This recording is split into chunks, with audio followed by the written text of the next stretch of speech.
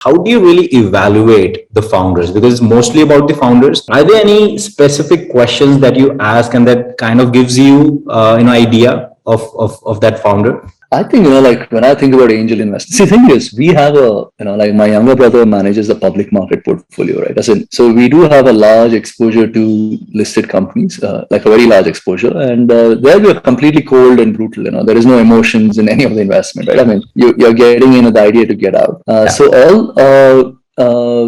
all the investments there are done with an objective almost to exit. So it's the objective is not I want to be in it to create impact and all of that, right? So now all the private investments, there are two things that we followed. One is it's core competency. So when it is core competency, which is with stock markets, investing, trading, and savings and all of that. I mean, this is really what I've done for 20 years.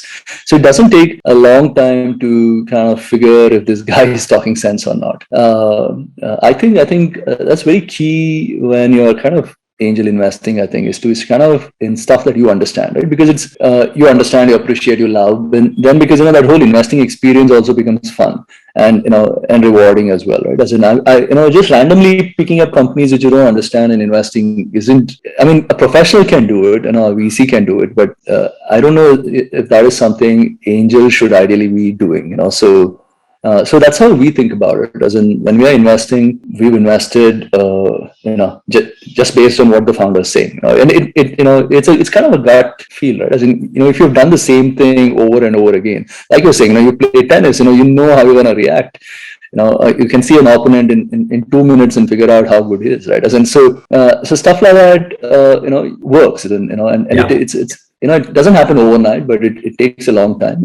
But outside savings, investing, finance, I mean, we've invested in, I call it ecosystem checks. So like, we've invested in founders that I've known and, knew that they're very skilled. And so second time founders, like we invested in Cred with Kunal, we invested with Jupiter, with Jitain and all of that, right? So we kind of knew, I knew these guys, they're starting a business with this valuation. I was like, dude, how are you raising money at this much valuation? Without, I want to be in this party types. And, so we put in some checks there, which have all, performed phenomenally as well. I mean, last 4 or 5 years, you couldn't have gone wrong, right? As in India, angel investing. Yeah. And the third thing that we're doing is, so we've decided to give back, whatever most of the wealth that is generated from the business through the foundation. We're calling it Rain Matter Climate.